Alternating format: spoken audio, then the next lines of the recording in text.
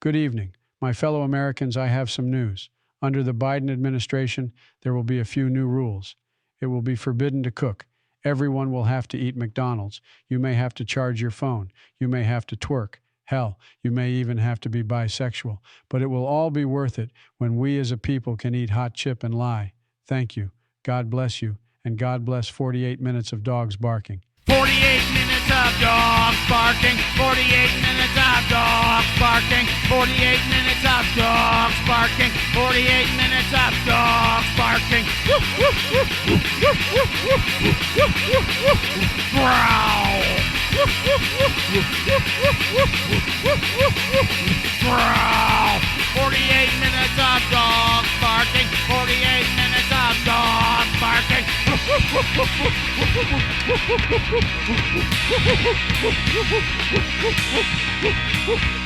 Things that people are doing in solidarity with Palestine right now are just beautiful. Like melting down I completely. do like a milk chug. Doing like a milk chug in a park for Palestine. Oh God! Oh no! Is that what I'm going to do at the Ren Fair this weekend? Probably, I would if I were you. The gallon challenge. Yeah, you familiar with a gallon challenge, Miles? I've never done. You can't do it without puking, right? I know people who have. So in senior year of high school, we all decided that we were going to do that in a park in the town I grew up in, North County, St. Louis. And it was like 30 kids from my high school, about 12 people participating, myself included. And we got about 10 minutes into the event before like 10 cop cars shut it down. Yeah. Because it was literally like You can't drink that here. Class white people being like, "What are those kids doing? They're drinking milk. They're gonna get too strong." Yeah. Open container. Yeah. All right, well, welcome to the show, everybody. It's 48 Minutes Dogs Barking. My name is Jason. This here is Brian, my ride or die biatch. Yeah. And our special guest today, you might have noticed, is, of course, 2 times author, Rolling Stone contributing writer. He's written for Mel Magazine, any number of places you can imagine. Chances are he's done it. This, of course, our tank top wearing shit poster, Miles Klee. Welcome back to the program, Miles. How the hell have you been? I am doing great. How are you guys? We are fantastic. It's a wonderful fall day in St. Louis, Missouri, and we're enjoying life, I think, is the real. Speak for yourself. I'm slowly dying. Fair enough. I had to get a steroid shot into my ass today, because I wasn't shit posting good enough. I showed the doctor some of my AI image generations, and they're like, Drake again. Yeah. You've been sending me some fantastic ones. AI image generation was our really fun focus of our last episode, Miles. And he sent me some insane ones of like Drake eating Chinese food out of a toilet. But then today it was a huge obese person in a Cardinals uniform praying before a giant pile of gooey butter cake. At Busch Stadium. At Busch Stadium. like on the pitcher's mound, just praying to the... As it should be. Before every game, we should bring up the 400-pound pile of gooey butter cake, and we should all kneel in front of it and have a moment of silence before we all take a bite from it with our That hands. summons Mark McGuire, or what happens? Mark McGuire. Mark McGuire and the spirit of Whitey Herzog appear, yeah, like at the end of Star Wars. Force Ghost version. Yeah. The Force Ghost. Like, Who was the announcer that died? oh gosh, I do not remember the guy's name. The guy who was audibly at least half in the bag for half of. There they are, folks. They're bringing out the gooey butter cake. Is it Joe Buck? No, not Joe Buck. He's alive. Joe Buck's alive. We have a sports announcer pass away last summer, and I just felt every single time growing up, I have these very vivid memories of like having to listen to the baseball game in my dad's truck driving somewhere, and just this guy just sounding like the drunk neighbor. Just Cardinals up, ball 1. And he's like between, like, you don't know if that's just his pace, if that's the pace of the game, if he's nodding off. Well, Ronald Reagan used to announce baseball games, and he would just make stuff up because they didn't have the image. He was just getting it relayed to him. So Amazing. he would have to stretch for time, so he would just have batters like foul off like 18 times in a row if they got disconnected. And someone would go, wait a minute, the box score doesn't say that. Can you find that on YouTube? Probably. Yeah. The guy, by the way, the Cardinals announcer who passed away, that was Mike Shannon. And yes, Mike Shannon was constantly either sounding like or was on the sauce in the booth. Yeah, That's what you want. Honestly, kinda. I mean, I always thought that like Harry was Carey endearing. sounded soused half the time. Yeah. So But, yeah. some of the Anyways. greats, yeah, Bob Uecker, like Yeah. those are the guys you want. So yeah, Mike Shannon would also appear though on local ads. There's this place in East St. Louis, Fast Eddie's Bon Air. It's basically a dive bar, but they've built it up so much over the years, and he would appear in these ads talking about, it's got a nice cold beer. It's like, buddy, Chick on a stick for just $1. it's like, buddy, you're drinking one right now, aren't you? They paid him with a 30-pack. Yeah. All right, Mr. Shannon, here's your day rate, and as per the agreement, a pallet of suitcases. Yeah, a little take-home pay for you. Nice doing business with you, fellas. Fast Days Bon Air, if you're for whatever reason in Alton, Illinois, it's a place you gotta go at least once. The beer is ice cold. It the is. food is relatively cheap and delicious. And when you're on the way out, you can take a look at the framed photo of the Twin Towers right by the door. Like all of this, it's all of this stuff on the wall, and here's this very solemn photo of the Twin Towers, and you're like, am I supposed to feel something? Like, am I supposed to be like, I had this really great time, but I also remember like, Yeah. oh yeah, that also happened. Well, it's just kind of sober you up for a second, I guess. Yeah, So you don't forget. never forget. Never. All right, so we're going to kick off this week with kind of making the rounds of what's happening on the internet. This here from The Advocate. I hate opening with something like this, but it just... Anyway, the headline, Child Rapper's Viral Transphobic Song Shocks Audiences. Is Christopher Wiggins reporting here. The internet has been set abuzz by the release of the song with transphobic-laden lyrics by 11-year-old rapper Toby James. So the actual video has been removed because TikTok's trying to be very conscious of like, hey, this is transphobic. It's kind of bad. But the lyrics are really bad. If you're a Susie, you can't be a Scott. It says, can't get into heaven with nail paint. It's going to be hot where you're going. That's Hellgate. Yeah. Hellgate wasn't Not that like a strong bars. No, the kid does not have bars. If he was really, he should have run this by Boosie.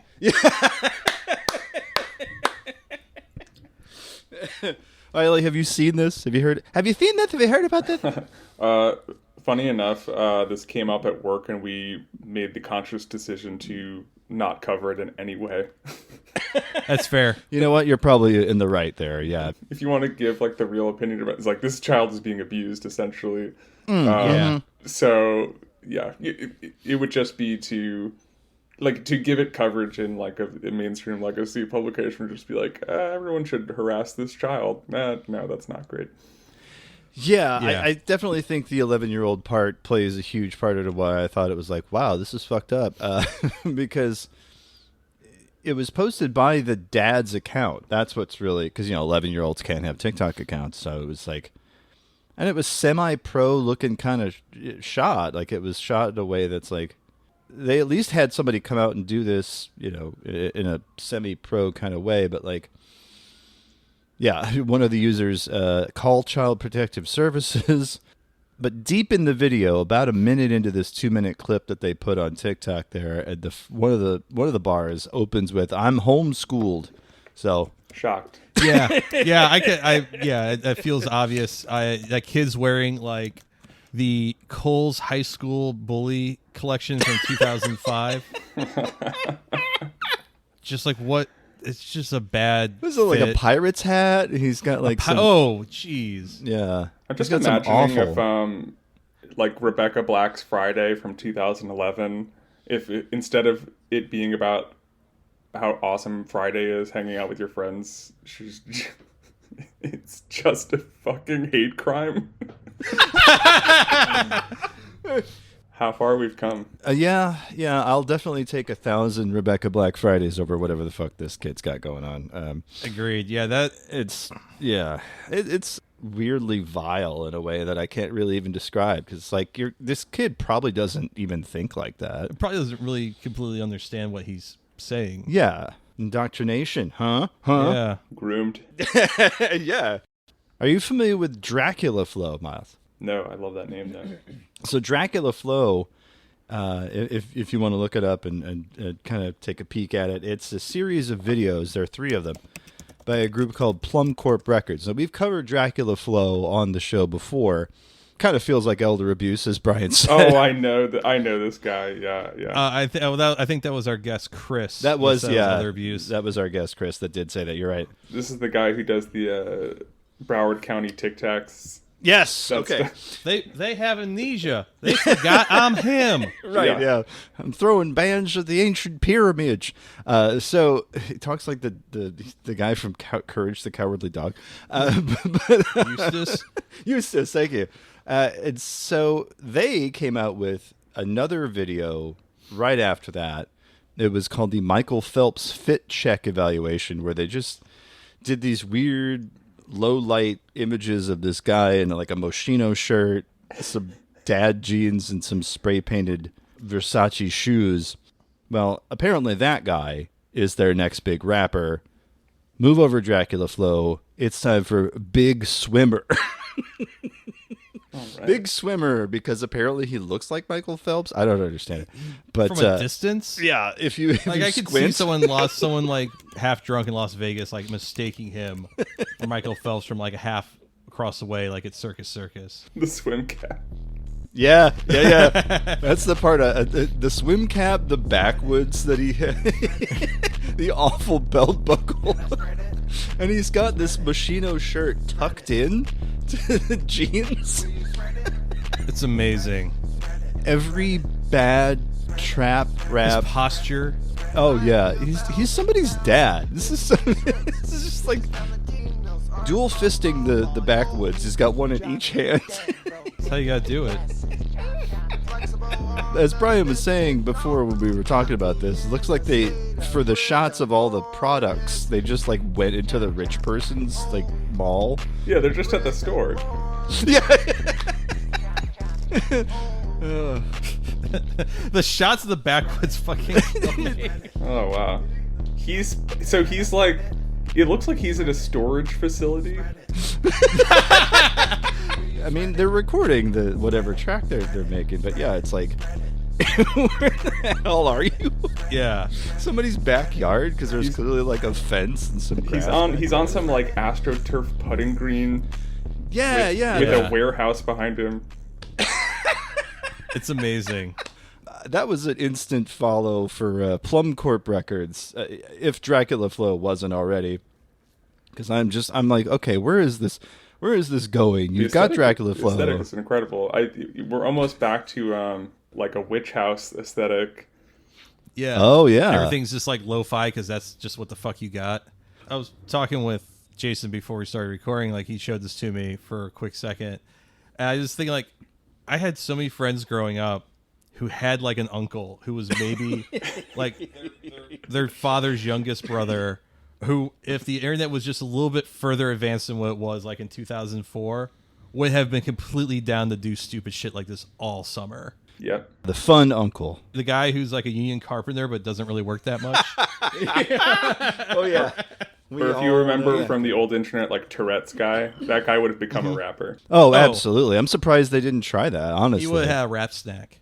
The next thing that came up on my radar was a weird stunt from a Republican representative, Nancy Mace. I take it you've been following this story there, Miles. Oh, yeah. I mean, I love that amid all the drama about, like, Congress not dressing up enough, you pull this shit and it just looks like absolute garbage. So what appears to have happened is that in an effort to make a big statement about being shamed for her vote about the Speaker of the House, Nancy Mace appears on the floor with a white shirt with a big red A on it. In an interview, she did say, "I'm wearing this Scarlet Letter, yada, yada, yada." And it's like, Yeah, I understand that you guys want to ban books, but did you read it first? Did you know what the big red A is supposed to be about? Because this ain't it, Chief. Yeah, Does it mean which makes me awesome? wonder how she got the idea. It was a game of telephone. What is the pipeline? Some Heritage Foundation guy was like, you should do this. And her like fundamental misapprehension of, you know, the literature she's referencing is another reminder that if your name is Nancy Mace and you look like this, you should just be on a trashy cable news show talking about like white women who go missing in the Bahamas or something. Hashtag murder for pizza. Yeah. She was last spotted at Qdoba Cinco de Mayo weekend. And then it turns out that she just like met a guy and like went into the woods and she came back Monday. Yeah. Like, what are you doing at Congress? I can understand a mutant like Marjorie Taylor Greene being at Congress. What is this woman doing there? Also, why? Quote, I'm wearing the Scarlet Letter after the week I just had last week, being a woman up here and being demonized for my vote and my voice. See, she realized she couldn't wear the handmaid outfit because that's lib. That's lib shit. Oh, it's woke, yeah. So she had to go back and find some other alternative. And she's like, oh, it's red. It kind of does this. I'm a woman. Kind of does the same thing. And on Twitter, of course, our good friend Chuds of TikTok. Weird way to come out as an adulterer, but who am I to kink shame? Is she selling the A shirts? That would be the next grift. That is absolutely what's happening, yes. The exact reply to that Chuds of TikTok tweet is, you can buy it here with a link to a store to buy that shirt. So Elon's not doing anything about the t-shirt bots. It is kind of funny. I'm going to tell you right now, don't buy the A shirt from her. I took a look on the website. It's Hanes Beefy Tee. It's just, you're just going to look like a boxy shit in that, as well as an idiot. Yeah, the Gildan pre-shrunks. That's the only. I mean, that's it for me. That's the baseline. Yeah, I used to make T-shirts for bands that I was in, and I'm like a T-shirt snob. Brian is too. If you're getting some Hanes Beefy Tee, miss me with that. Yeah, when High Viz came through, I bought some merch, and I was like looking at the shirts, and I was like, oh, it's Hanes Beefy Tee. I'm like, I'm never gonna get to see this band live again. Yeah. So like, fuck it, whatever. Yeah. I've been there at the concert when you're getting the shirt that you know is just dog shit quality, but I don't know. You love the I'm band or supporting them, whatever. Right. Well, it's like, how many times is Melt Banana going to come through St. Louis? I got a pony up here, like, Jesus I am Christ. just never gonna wear this shit, but oh well. No, I've worn it a couple times. It's just it's not my favorite. I also try to cut off the sleeves of a lot of stuff, and That is true. I was going to say, yeah. it doesn't always look great. So sometimes it's just a sacrifice. Depends on the shirt. Depends on the cut. You're right. It does. It's where the thread lines are.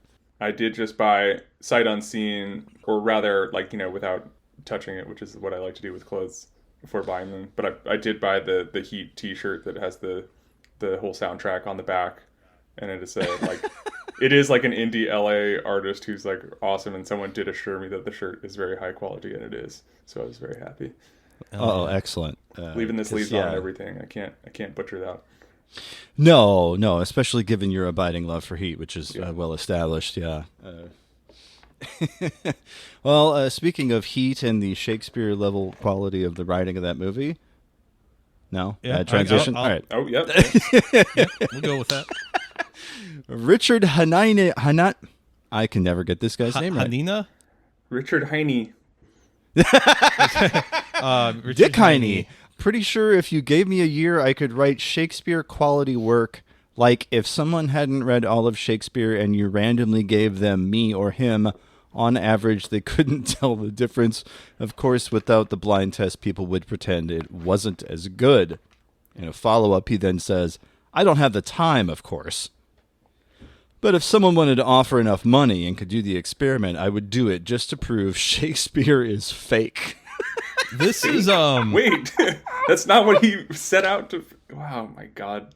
No, I'm sorry. This guy's getting way too good at engagement farming. It's all such bait at this point. Like, he was posting that shit about you should start dating a woman who's overweight and then tell her that exercise is important. Oh. You do know what I'm saying?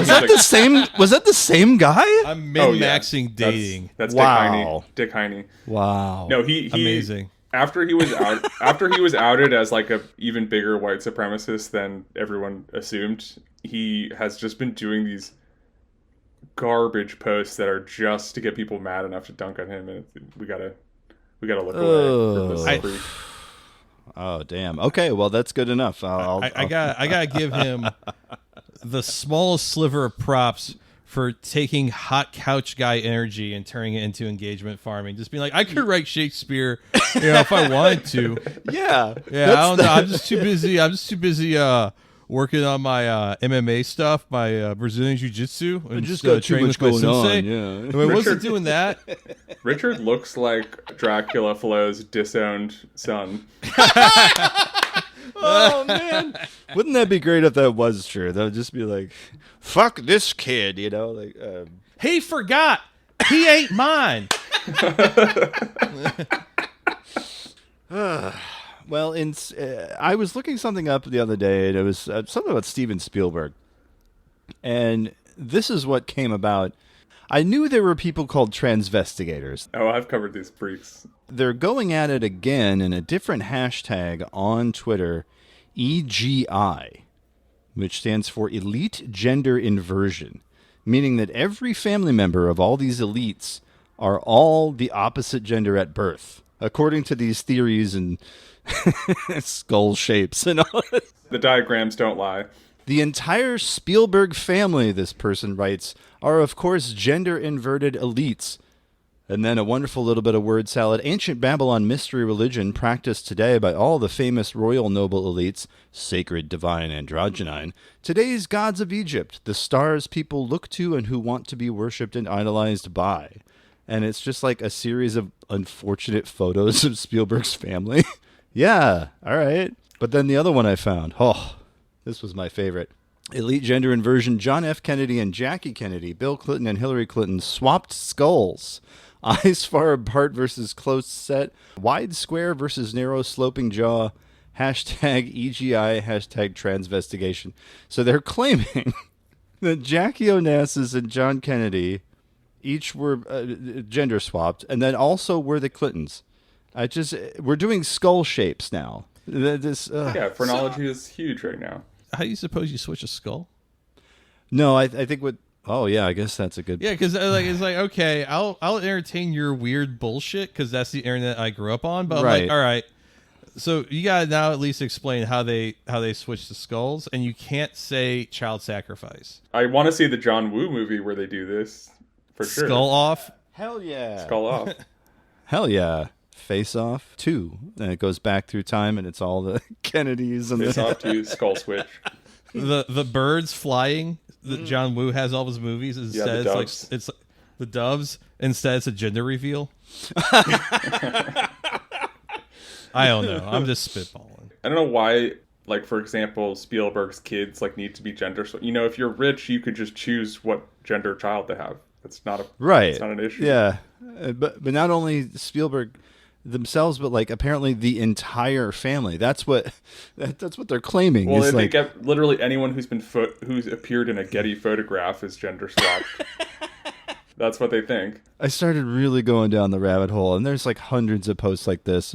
But the other one that I really liked was Margot Robbie, this is a man, and so they face swapped. Wow, that man is really hot. Yeah, they face swapped her and Ryan Gosling, and then gave her the undercut, and I'm still hot, still would. Sorry. Yeah, sorry. Sorry, what were you trying to say? Yeah, there was a question. I don't know. Yeah, accidentally just making everyone hornier. Right. Yeah.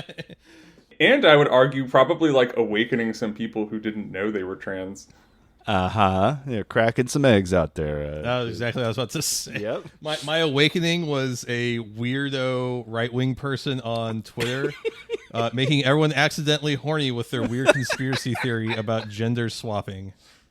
Miles, you've kind of handled some of the transvestigation beat. I've seen various YouTubers kind of do commentary on it, but this is just it's not just certain celebrities. These people think everyone. It's everyone. My favorite proof, I think, was that Henry Cavill was actually a woman, and it's literally fucking Superman. Like, it's the most stereotypical cis man cartoon character you could imagine, and their proof was they didn't even bother to do the lines, so the skull shape. Yeah, the triangle. They just said, no, this was like a really good job, but you can see like the feminine sparkle in his eyes. Oh, we're going to sparkle in the eyes now. Yeah, just gaze into his eyes and you will see that's a woman. His eyes are too kind. If you gaze longingly enough, I mean, it could. Anyway, sorry. I was having a moment there. But yeah, it's Margot Robbie. This is a dude. You see that, right? And then this photo right here. Oh, I loved one of the top replies to that was all caps, just a guy saying "bloke," like as in like a British guy. Obviously, a lot of the transvestigators are British because there's something happening in the water over there. But just yelling "bloke" at Margot Robbie. The worst one, though, gotta say, Anne Frank. Oh no! Let her rest. Yeah, it's like cleft chin, male features. Like, yeah, she was a homely chick. What do you want? What the fuck? She didn't even finish puberty. Fuck off. But then they start tying it into, like, oh, born in Frankfurt, Germany. It was the Frankfurt School in Germany that moved its ideology to NYC to infect all educational institutes. Like, man, you're just reaching at this doing point. Sex reassignment in an attic in Amsterdam. Apparently, because her dad's a doctor. But keep it quiet because someone might hear us. Yeah, actually, how they were discovered is that a worker in the factory on the ground floor of that home heard someone voguing. I could tell they were serving cunt up there. Oh, fuck's sake. We know you are giving mother. Oh, Jesus. God, the world is terrible. Yeah. So as to kind of lighten the mood there, one of the last posts in this section of the show, High Priest of the Zolu Order at Isa King, why meatspin.com got ads now? And it's true, by the way. If you go to meatspin.com, the meatspin.com site does have ads. And everyone should go, to be clear. Yeah. Oh, yeah. And they should try transvestigating that guy. Good luck. But one of my favorite forums posters from Something Awful is one of the first to reply, and just a one-word answer: capitalism.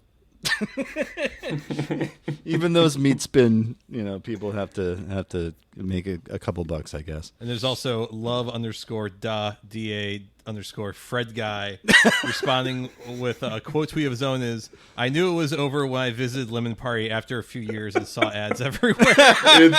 It's Jover.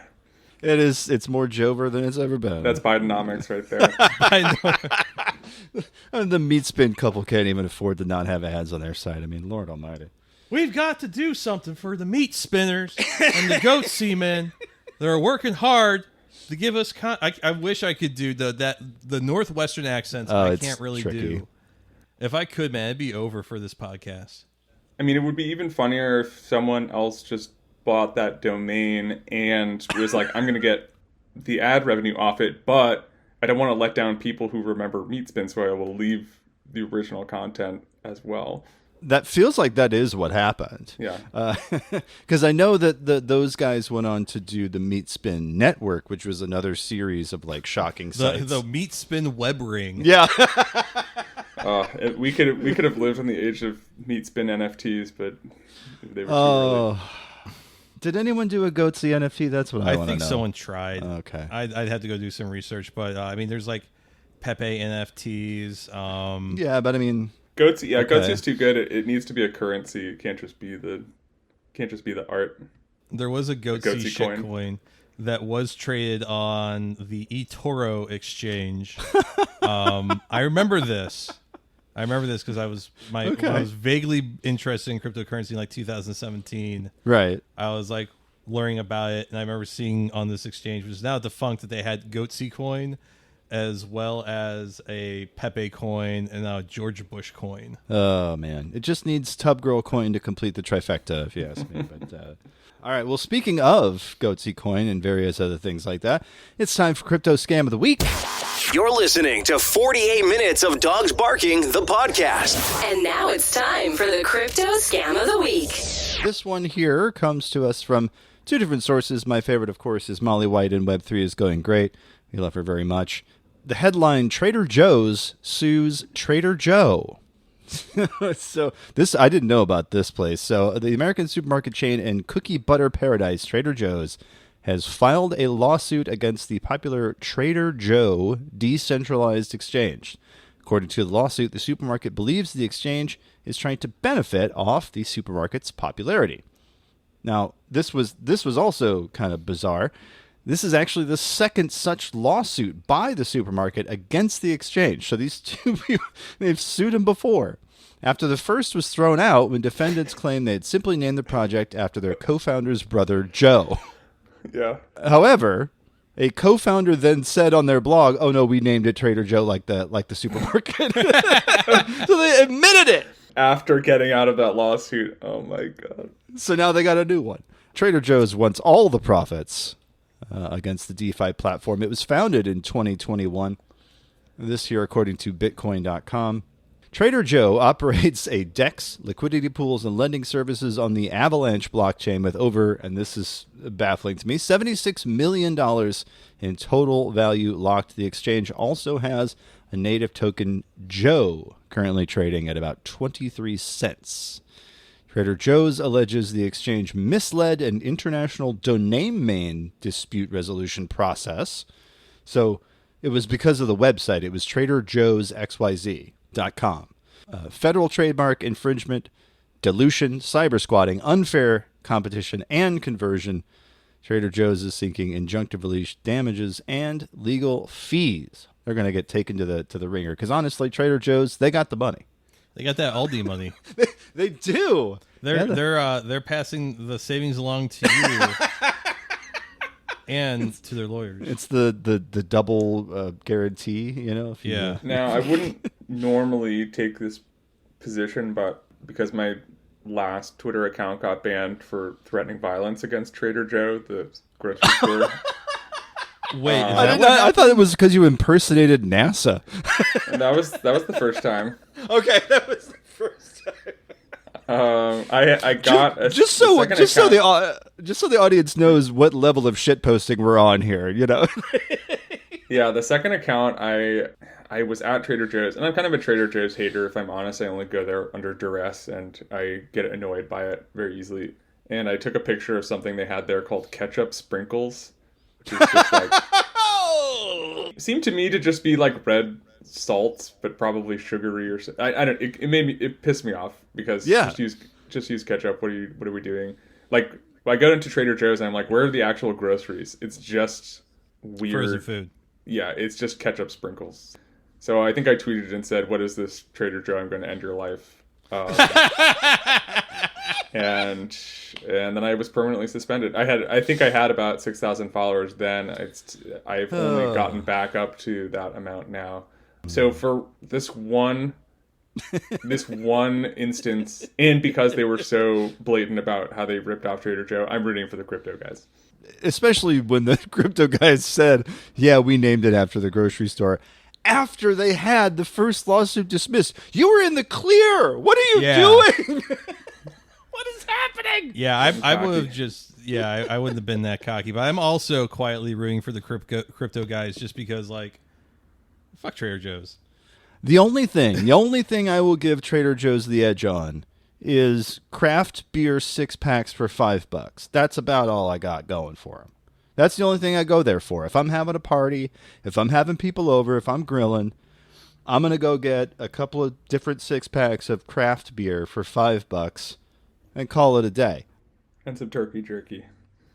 Okay, turkey jerky. Canned dolmas. That's about it. All the other frozen stuff, I'm like, I can do this better at Aldi. Yeah. The closest Trader Joe's to me and you, Jason. Oh, is also in the scariest parking lot of all of St. Louis.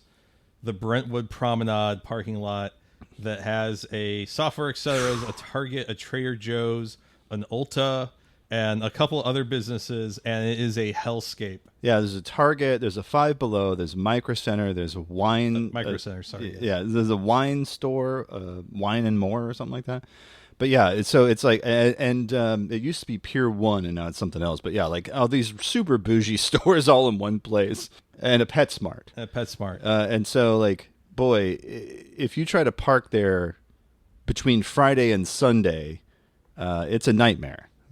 Most days of the week are fine, but boy, on the weekends, it's. I had gone viral tweeting about the parking lot a year or so ago, but it went viral again because someone tweeted, I think reposted a TikTok that says, "Go to hell, but I'm already at the Brentwood Promenade parking lot." And it was just someone driving through the parking lot with their phone out the window.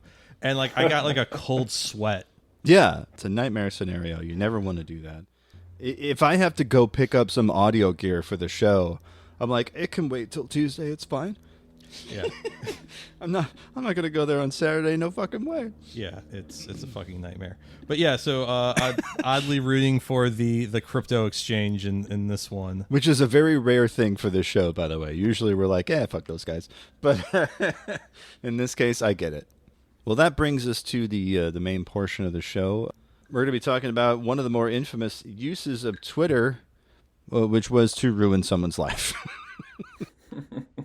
It was honestly her own fault. This, of course, if you're familiar at all with the name Justine Sacco, you may know what's coming, but I'm going to go ahead and read the offending tweet, and then we'll go from there. At Justine Sacco, going to Africa, hope I don't get AIDS. Just kidding, I'm white. It gets funnier. 10 years later, it's so much funnier. Yeah, because you're right. December of 2013. So yeah, that would have been almost 10 years ago. Wow, I didn't realize it was that long ago. Because this was, Twitter, not necessarily in its infancy, but I think this is when Twitter kind of came into its own as a way to destroy someone, at least. Oh yeah, yeah. Arguably the first main character. Yeah, because she only had at the time about 200 followers. Greg W. Howard walked, so Justine Sacco could run. Oh, we have to do Greg W. Howard at some point, and the Teacot Warriors. Yeah, boy, that's going to take some research. I know. So someone emailed it to Sam Biddle at Valleywag, and then he published a brief, something at like 1:30 in the afternoon, slow Friday, and then it quite organically blew up. You got Steve Kovach doing a tweet there, David Cohn, Andrew Kaczynski, some big names in BuzzFeed and other places. This lady is not good at Twitter.com, says Han Holden. At Twit Overshare, which, it's a blast from the past. Yes, but you're also clearly stupid, they respond. Roasted. It's great. Back when you could just call someone stupid on Twitter. Yeah, and there was like no consequence to it. It was just like, okay. You just didn't have to belabor it, is what I mean. Yeah, you don't have to couch it in fancy terms. Like, no, you dumb. I have gotten away with telling people eat shit and die a couple times lately. Yeah. Which felt weird. It feels like you won't for very much longer, at least. Yeah. Just an avalanche of people saying, Justine Sacco's a racist. Well, it turns out she had just hopped on an 11-hour flight to Africa. And so an early hashtag started trending. Has Justine landed yet? I remember this, yeah. Yeah. Oh, boy.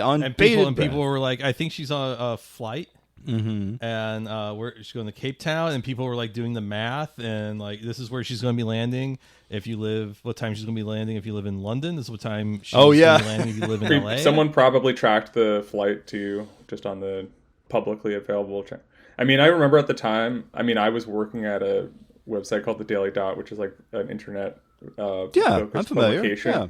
We were talking about whether to cover this as it started to happen, and we were like, no, we shouldn't, because we looked at her account, and yeah, she had like 170 followers, and she seemed like an annoying, horrible person. And so we were like, what's the story here? It's like, shitty person does shitty tweet. Like, I don't remember how Biddle framed it, but we were just like, there's no fucking story. And of course, there only was like 12 hours later, just because of the movement that grew up around it. Well, yeah, because in that time frame, there was an entire account created called @lol_Justine_Sacco. People made fake movie posters. Fucking New York Times ran an article within that 11-hour span where they got a disavowal from lawyers from her company. I think she got fired, didn't she? Oh, I would imagine so. Yeah. I mean, if your job is PR, you shouldn't do AIDS jokes about Africa on social media. That's for sure. People did latch onto it because of all people. Why would a PR person? Yeah, you'd figure. In the airport, she sends the tweet, takes her phone off, boards the plane. Which is like a joke now too. Is like, say the most outrageous thing ever and just turn off your phone. Yeah. Oh, Like, absolutely. that's like a meme format at this point. Like, it's a power move, honestly. I used to do that when I was shit posting on something awful. I'd go into a forum, say the dumbest shit I could think of, and then just like log out for the night. Well, if I get a probation for 6 hours, I'll notice because I'm going to bed. So my favorite response to like some engagement bait about it was like, you wake up one day and you're Taylor Swift. What's the first thing you do? And the answer was change pronoun bio to they them and turn off your phone. Oh shit. Yeah, good luck with those transvestigators now. Yeah, Taylor Swift going they them would be. Yeah. Well, doesn't the story get a little deeper in that? Because I remember reading something that she was actually from Cape Town. Yes. And that her statement was not necessarily as boneheaded and as malicious as we all took it, but that she was kind of riffing on the bullshit of the community that she came from. Like, she was riffing on South Africans. Yeah, but, like, that doesn't come across in Makes way 140 more characters. sense. Here's her quote. To me, it was so insane of a comment for anyone to make, she tells John Ronson. I thought there was no way that anyone could possibly think it was literal. The passage was excerpted in New York Times Magazine. Unfortunately, I'm not a character on South Park or a comedian, so I had no business commenting on the epidemic in such a politically incorrect manner on a public platform. To put it simply, I wasn't trying to raise awareness of AIDS or to piss off the world or ruin my life. So Cape Town is beautiful, by the way. Everyone should visit. Yeah, I've heard good things. she was flying to South Africa where she has family. Her tweet was supposed to mimic and mock what an actual racist, ignorant person would say. But unfortunately, it was completely straight-faced, so we didn't know. Right. Yeah, she just needed the brackets where she's like racist voice. Extremely South African accent, yeah. Going down the, yeah. I can't even, what did you say? What did you say? I'm going down to Africa. Oh, I'm going to Africa. Go, yeah, Africa. South Africa. South Africa. I hope it. I don't get the AIDS. Ha! Just kidding. Or you could just do the Musk impression where it's just kind of weird and mumbly. He's like, want to go into to Africa, and I hope I don't get AIDS. But I'm white. He's like, I've just seen him on camera so much more in the last year and a half or something, and he does not have it, man. There's just no fucking juice. The James Adonian riffs that he was doing a couple years ago in the Musk voice are also pretty choice. There's just a lot of just what is he remembering what words are as he speaks. He's just like, so I opened up the fridge and there was an apple. And you're like, get along with the story, man. Come on. Yeah. Let's go. What are you doing? You're pulling up a lot of articles about the Twitter outrage machine and cancel culture. Yeah. So what's interesting is a lot really of these quaint. articles, these first articles that are coming up, because I'm looking for updated information. I'm looking for what's she doing now. Everything's just bringing back December of 2013. And so I thought she worked for the DNC or some weird shit like that right now. Dianne Feinstein, head of staff. No. Well, I guess it makes sense. Yeah, she's worked for Barry Diller. Yeah, Match Group. Oh yeah, she's FanDuel. Yeah. Yeah. So she's doing okay. Yeah. She's not hurting. And oddly enough, OkCupid, we talked about them when we talked about the Spark back in the day. Boy, that feels another thing that feels like a million years ago. She landed on her feet eventually, but Oof, those first couple of years probably had to be pretty rough because, like I said, any mention of her name that you search online is going to bring up this shit. There was that book, So You've Been Publicly Shamed. I forget who. Yeah, that's John Ronson. That was so that bit that she told John Ronson was for that book. So You've Been Publicly Shamed. Really worth reading, by the way, if you haven't. I don't want to read it because I want to keep shaming people. Okay, I want fair to enough. be mean. I want to be compassionate and full of empathy. I want to tell people to log off and walk backwards into hell. But you know what? Honestly, probably a good idea. It really feels like Justine Sacco was one of the first like main characters. We've had a lot of them since then. We've had Bean Dad and all these like because 2-word titles, right? Like two-word things that just like sum up these entire people. Curvy wife guy. Curvy wife guy.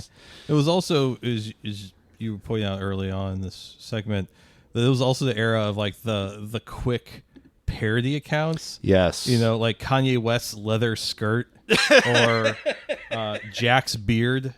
Oh, okay. When Lost was a thing? Yeah. No, when Twitter Jack had a beard for his wedding and people were like losing their mind. I think even like 2016, like you get like the fly on Mike Pence's head during the debate or something. Oh, yeah. You can instantly get 40,000 followers and then you just sell that to some t-shirt spammer. Oh, or some crypto guy. Moonlight. You guys gotta have this bedroom starlight. Oh, yeah. Or the rose jack-off machine. I'm gonna say like the rose massager for your fingers. I would only sell out for Bad Dragon. I've got standards. Yeah. Okay, that's fair. So Miles, are you ready to see something gross? Always. And now, the moment you've all been waiting for. Shock.jpg. This is my favorite part of the show, is showing people this stuff. Always, always, always. Oh jeez. Oh gosh, he's gotta go from one computer to the other. Why don't you go outside, Jason, instead of just staring at screens all day? The link has been sent, Miles. You now have a gross thing to look at. Oh, I see it. Oh no. Ah! Oh boy. Oh, This has boy. 1.7 million views. God. So this one's called One Man, One Mousetrap. Oh boy. One guy, one mousetrap. One guy, one mousetrap. Excuse me. You're right. We don't want to mislead our listeners. That's here. fair. So this is called One Guy, One Mousetrap. I might barf. eFucked calls it a jackass-inspired stunt gone sexual, ends very badly for the League of Legends Platinum player responsible for conceiving such an act of genius. Luckily, our hero isn't concerned with things like dignity, human contact, or a fully functioning penis. Spurglord penis versus mousetrap. This guy takes a minute. Now you'll notice that Steve-O, what are you going to do with that mousetrap? I don't know, man. I'm going to put my dick in it. Now, you'll notice that the mousetrap isn't just any ordinary mousetrap. Of course, it is a mousetrap with a thumbtack affixed to it. I did not notice that. Yeah. That's bad. He prepares. Okay, there it goes, and then he drops it on there. Surprisingly, he does not scream like the hand in the blender guy. Or And of course, eFucked felt the need to interject a little bit from Full Metal Jacket in there for no real reason. what happened to your finger, bro? The injured finger was there before the video starts. Oh boy. no, buddy. Oh no. Yeah. It's the blood really that gets me more than anything. When it slips out of his hand and And then it gets hit again. Oh, and he also you play the whole damn thing. Okay, I'm Jason. playing the whole damn thing. Oh wow, he's going. and he better can't get some stop the blood. No, He better get some liquid Band-Aid on there. something. And then Go ahead, try this the at home. subtitle again. eFucked putting their commentary on. Go ahead, try this at home. Yeah. So what's crazy God. about this is it's so extreme. You could claim that it's like an avant-garde like installation. Like you could show this in the Whitney Museum. Oh Yeah, you could say like, "Oh, this is fucking art, man." You know, Yeah. this is a real shit. It's shot on a shitty camera. You can just loop it yeah, right next absolutely. to a photo of like a baby elephant in formaldehyde, taking it on an old tin type. There you go. Yeah, Done. boom. Year-long exhibition. I always shy away from the gory ones. This is something about this part of the program. Like, you know what? I should just show pee pee poo poo because I can at least laugh at pee pee poo poo, unless someone's eating it. Even that one kind of all right. But injuring your penis boy, it's some rough. documentary filmmakers came and saw me a few weeks ago because they were trying to make a movie about Two Girls, One Cup. And, Oh, really? Okay. Unfortunately, I come up as an expert on that because my Google footprint is just not great. I know. I was doing something for getting ready for the show, and I'm looking. I'm like, oh, he wrote about that. Okay. So that was a funny interview, and then I guess they're going to do this to everyone they interview for this, but they're like, "Will you watch it again right now?" And they pull it up again on an iPad, and I don't know. I watched it, and I was just kind of laughing. I was like, it was quaint to me now, like. Yeah, that's something that we've talked about on this segment of the show, is that like some of these things are just like, oh yeah, that's my old friend Goatse guy. Or that. I see Goatse and I don't even flinch. No. I was like, oh, it's Goatse. How's Kirk doing? Yeah. Yeah. It's just, but man, penis injury stuff. Yeah. It's the thumbtack. The thumbtack. The push pin. That Mousetrap really... would have been fine. It was already a mousetrap. What are you doing? Yeah. Like I guess he just wanted to make sure it hurt. I guess. I don't know. I mean, direct hit. Oh. Just And that's why he hesitates for so long at the opening, because he knows. It's gonna get a lot worse before it gets better. Right, and he knows, like, okay, all right, I'm doing this. I'm committed. I've got the thumbtack glued to the mousetrap. This is happening. I don't know. This is one of those ones where it's just so absurd. I'm actually at a loss for words, because it's actually not even that old. It's only from February of 2016, and you'd expect something like this to be much older. I don't know why. Yeah, I thought that was resurfaced Found footage. Yeah, something. It looks like it happened in the 80s. Yeah. They don't make mousetraps like that no more. Yeah. Did Ari Aster direct this? Yeah. That's the alternate ending to Beau is Afraid. This is what I've been afraid of this whole time. The whole entire time, his mom told him he could never, if he put his dick in a mousetrap, he would die. Yeah, and she was right. Yeah, there's really not much more to say about it. It's 2 minutes in hell that you have to spend. I mean, you know what? I mean, the cherry on top is it was hosted on eFucked. Where else are you going to find that sort of thing these days? Because, I mean, a lot of the big ones are gone. Yeah. It's Rotten's like, gone. you go on the eFucked and it's 30 videos of woman doesn't like the taste of sperm. Yeah. And then, then there's like something like, guy accidentally crushes crate of puppies. Or something like that. Yeah. Yeah, you got to be real careful what you're looking for on there, I guess.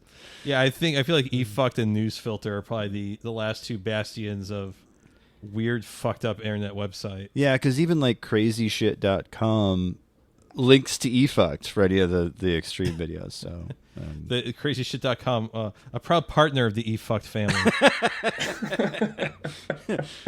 Along with, oddly enough, Al Jazeera. I don't know how that works. Al Jazeera, albino black sheep.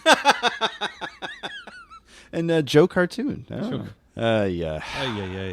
Well, that said, it's time for everyone's mom and wife and girlfriend's favorite part of the program. Of course, it's the breath mint. It's time for your mom's favorite part of the show. It's time for the breath mint. Miles, since you are our guest, would you like to kick off the breath mint? What's been catching your eyes and ears and consuming your time outside of work these days? Oh, God. No, you're putting me on the spot here. I feel bad that I can't, immediately name something that I'm enjoying. You know what? I recently just finished a big poetry anthology. Can I recommend poetry on here? Oh, sure. Absolutely. Please. A little bit of culture after seeing a penis get smashed. We'd love it. It's a big book of Tang Dynasty poems from, medieval China. Okay. And it's called In the Same Light. It's translated by Wang Mei, and then it has this. So it's all these great old poems from basically exiles in the 800s in China, and I can't tell you how many of them are about getting drunk, getting trashed on wine, and falling off your horse. They just go so fucking hard. I love a lot of them are very beautiful in terms of nature and the birds you're hearing and the rain and the seasons and all that stuff. But a lot of it is just about getting so shit-faced that you can really appreciate the forest in a whole different way. He just like me for real.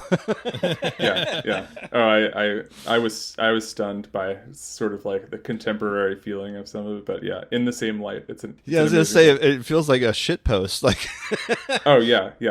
And these were people who who were kicked out of like the main kingdom and were just in the fucking wilderness. And yeah, they were kind of like, I don't know, making it as poets. It was the afterword has a lot of explanation about the time and what poets were like back then, and it's so fucking cool. That's fucking awesome. That's my recommendation. Yeah, that sounds fucking tight. Brian, what you got going on?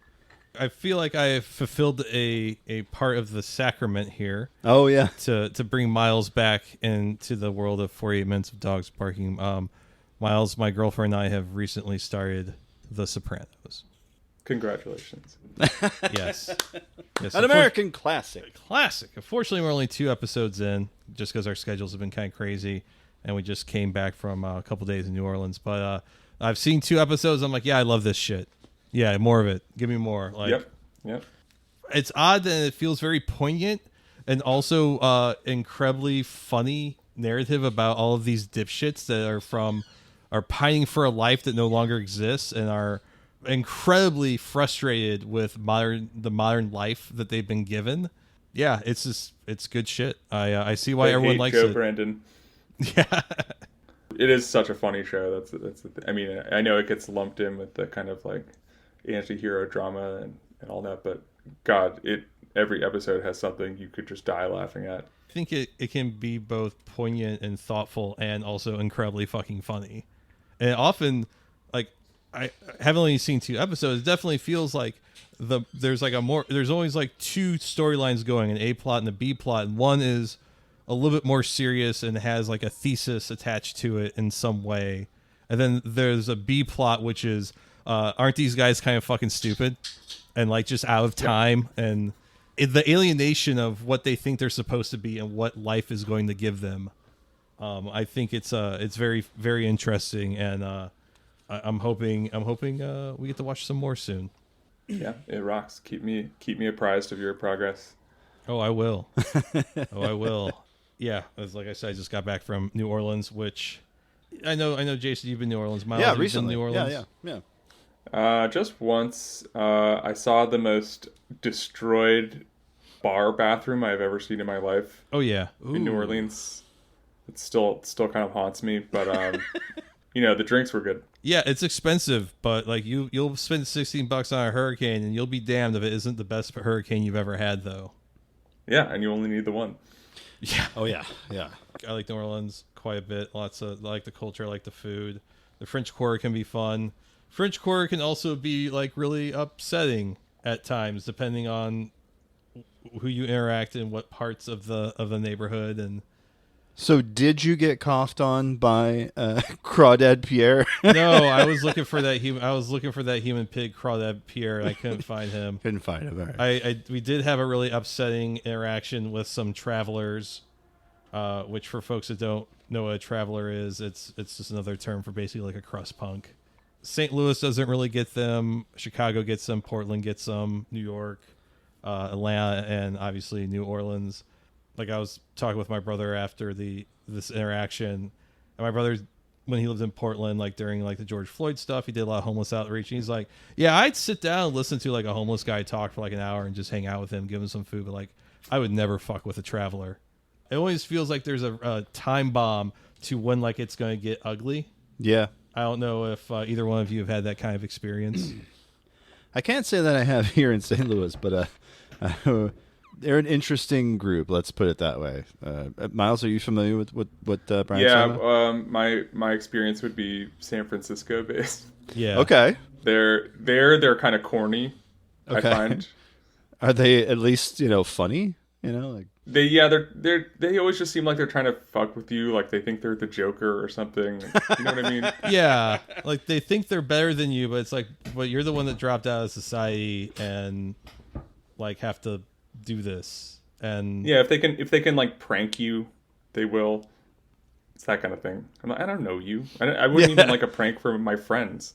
I'm like always at like one point. What point is the other shoe going to drop? And this is almost going to get violent. That's usually my interaction with travelers. Is usually like, where's the part where I'm having to look at like where my exits are, where this like conversation about something that you would have with anyone, like waiting for a light to change at a crosswalk. Like, okay, where's the part where you make this almost get violent, bro? And that's kind of like where we were at. And yeah, I really don't want to get into the details because it was really fucked up. Yeah. But it was just like, oh, cool. Yeah, that's the part of the trip. And there's always that part when you visit New Orleans where you're like, wow, that was bad. Okay, I've got to just walk in the opposite direction until I don't feel like this anymore. But otherwise, it was a great trip. I went to Pizza Delicious in the 4th Ward right by Euclid Yeah, I gotta Records. go get some alligator sausage. Oh, You yeah. gotta for get sure. some alligator sausage. Gotta get another one of those $16 hurricanes. Yeah. And then, like, right after that, we're on Canal Street, and we're just, like, looking at how overpriced the food is. We haven't ate in, like, 12 hours. Yeah. And we go to this Voodoo Chicken place, and we're like, they didn't have their prices on their website. And we realized why, because Yep. like a 3-piece of strips was, like, chicken strips, mind you, was, like, $20. And I'm like, fuck that. There is a Popeyes. Yeah, no shit. Like on the other, like a block down. So we go over to the Popeyes, and it's just a weird scene in there. We're all so fucking tired. Like, we get our food, then like 2 employees behind the counter like start getting in a fucking fight. And one of them's like an older lady, and one of them's like a younger girl who's got to be like maybe in her early 20s at best. And I'm just like, oh man, I'm about to be in like a fucking Waffle House fight video. Right. And I'm like, any other point in my life, I would be like, all right, let's see where this goes. But I'm so fucking tired. I've walked like 20,000 steps. Right. I'm just like, I just want my chicken sandwich. Yeah. I was like, I bet these people are like, oh, that scared ass white boy, look at him. I'm like, no, I'm just tired, man. It was like when I was there shortly, a couple months back, and I was at the gas station getting a po' boy because I mean, again, you will go to the gas station near your Airbnb, and there will be the extremely stoned guy making you the best fucking po' boy you've ever had in your life. We drove past a couple of those combination gas station po' boy places, and I was tempted. You missed it because that's where you get them. But there was also a number of those moments where there's like this really drunk local who walks in, starts yelling at the woman behind the counter at the gas station half, and I'm just like, well, I'm just gonna sink back into this chair here while I wait for my food and hope nothing happens to anybody. Yeah, there's nothing weirder than being like in a public space like that. Like, you're at usually it's a gas station. Yeah. And yeah. you see like one person come in and start arguing with someone that's working there, and you're like, what the fuck is going on? Yeah. And then you realize it is a story that's been going back for years. Yeah, I was gonna say there's like a narrative. I was at a gas station one time in Olive in U City, just getting gas, and for a reason the pump was fucked up. I had to pay inside. And a dude comes in and looks at the guy working behind the counter. He's like, hey, did you graduate from U City High? And the guy's like, yeah, I remember you. Fuck you, man. Give me some money. And like, you're just like, this has been going on. Bit. This has been going on for like 20 years. Yeah, they've been back and forth. Yeah, like, oh, this fucking guy again. Amazing bit. So for me, I found and watched in its entirety in the past week a show that I had not heard of before. I'd heard of the podcast before, but I hadn't listened to any of it really. Called The Horror of Dolores Roach. Miles, are you familiar with this one? Brian? You guys? No? Nope. Brian, how about you? I've heard the name. And I don't know how far I can get into describing the story of the show without spoiling it. But the big thing is, there's this woman, Dolores Roach. She gets out of prison after 16 years, and her boyfriend set her up. And she's trying to build her life back. And so she goes back to her old neighborhood, Washington Heights in New York City. And it's been gentrified, and she doesn't know what to do. So she meets up with this guy that she knew from back in the day. He runs an empanada shop. He goes, yeah, come on, live in my basement. It's fine. And it's like, okay, so this is somebody getting their life back together. This is an interesting show. But the name of it is called The Horror of Dolores Roach. When is the shoe going to drop? And at the end of the first episode, it does, when she accidentally kills someone. And so that it just kind of spirals out from there. It's it's a dark comedy. It's fantastic. I think Amazon Prime had it originally. I don't know where it is now. What a ride. It's only about 8 or 9 episodes. It's one of those ones where you just know it's not going to get a second season. It's just that for some reason you can feel it by the time the last episode wraps. You're like, yeah, they're not going to renew this. Mostly because horror shows don't always get renewed, and especially horror shows based on podcasts don't always get renewed. Like I'm thinking of Archive 81 that Netflix put out, or Limetown that was only on Facebook for whatever reason. Yeah, the Limetown adaptation with Jessica Biel in it was only on Facebook Watch. What the fuck? So it's lost media? Stanley Tucci was in it. I mean, so it had some, pretty big names in it. But yeah, that one just... Are you trying to tell me everyone disappeared? Yeah, exactly. Yeah, he plays the uncle that she's looking for. But yeah, Horror Dolores Roach, man, mostly people that you've kind of seen before. I remember Dolores Roach is played by the woman who played Vanessa, the wife of the guy who works in the funeral home in 6 Feet Under. Okay. A couple of people from Orange is the New Black have some small roles in it. You got a nice cameo by Mark Maron. And, he plays an asshole who dies, and it's like, yes. Give me more of this. I was going to say, did he mention stamps.com? No, he did not mention stamps.com or the Casper mattress. So it's great. The setting is this kind of grimy, it's an empanada shop. It's the last ungentrified space in this little place in New York. And they make do with a lot of, very few locations, a small cast, and it sings, man. There's something about it. And boy, we watched the first 6 episodes the first night. Like since you and I talked last week, I've finished the first season. Like it's a quick watch. Definitely recommend it just because it's an interesting take on maybe a genre that you might have seen before, where it's like an ex-con coming back into society, but then something goes wrong. Really well done. And then I do have one more thing that I wanted to add. It's this new book I've been reading, and it's a book called Hide. It is a book by Kirsten White. It's a book about a game of hide and seek put on by a bunch of rich people in an abandoned amusement park. And it came out last year. I hadn't seen it until I just kind of wandered into the new book section of the library, picked it up, and whew, boy, it's really well written. I'm enjoying just a lot of the characterization. There's a character named Mac who's the main character. She was the survivor of a victim of domestic violence, and she's going to do this to get money and to kind of get out from her own guilt and all this. Really propulsive reading. It's hard to put down once you pick it up. Kirsten White, book's called Hide. Whew. Oh boy. Yeah, that sounds cool. Yeah. All right. Well, this is part of the show where we tell people where to find us online. Miles, you're our guest. Why don't you go ahead and tell us where people can find you? Yeah, you can look up my byline at rollingstone.com. I am much more rarely in the actual print magazine, so yeah, look at the website. And my third Twitter account is at you wouldn't post, like the meme, you wouldn't steal a car. Yes. But you wouldn't post. And then you're on Blue Sky as well. Yeah, that's just my name because I have not been banned there yet. That's just milesklee.bsky.com. No, I have refrained from posting hammer emojis at Matt Iglesias, so not kicked off there yet. Emphasis on yet.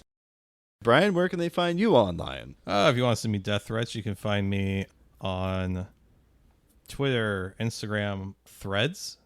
Really? I just fucking do it. Okay. Do it. All right. Yeah. All right. Threads and Blue Sky at iShotGuydBoard, ISHOTGUYDBORD.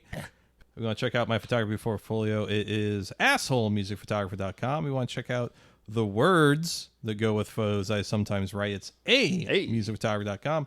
Mr. Wives' post is up. Yay. Yeah, that was a fun show. I photographed Sheer Mag at Hotline TNT last night at Duck Room. That's going to be on the Arts STL hopefully by the time this goes up next week. And tomorrow night I am photographing Ash Nico at the pageant. That show has been sold out for months. Woo! It apparently is going to be insane. I saw some photos from her performance in Nashville last night. It looks like it's going to be fucking crazy, so I'm very excited for that. So that's theartsstl.com. It's probably arguably the best media site in St. Louis right now. I'm really glad to be a part of it. So there's that. And Jason. Yes. What are your pluggables? You can find me on Twitter and Blue Sky at Videocrime, VIDEOCRIME. You can also find me on, yes, Threads, Instagram, and TikTok as Laser Goose CEO. That's laser with an S, because that is how it's spelt, you Philistines. You can also find the show on Twitter and Blue Sky at 48 Minutes of Dogs. You can also find the show in various other places, not the least of which is the website, 48minutesofdogsbarking.com. Give us a call, 314-246-9766. That's 314-AHOY POO. You can also shoot us an email, Jason at 48minutesdogsbarking.com or Brian with a Y at 48minutesdogsbarking.com.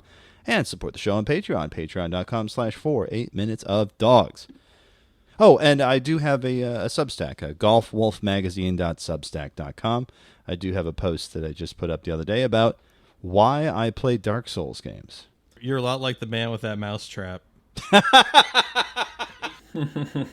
They fucked him on the iframes. That's pretty much it. Yeah, you didn't level ADP in Dark Souls 2. Oh, boy. Well, that about does it for the program. Thank you so much for hanging out with us, Miles. And thank you, Brian, for just being you. Oh, As we geez, always thanks, say brother. at this time, namaste and good luck. Bye-bye. Bye-bye. Bye now.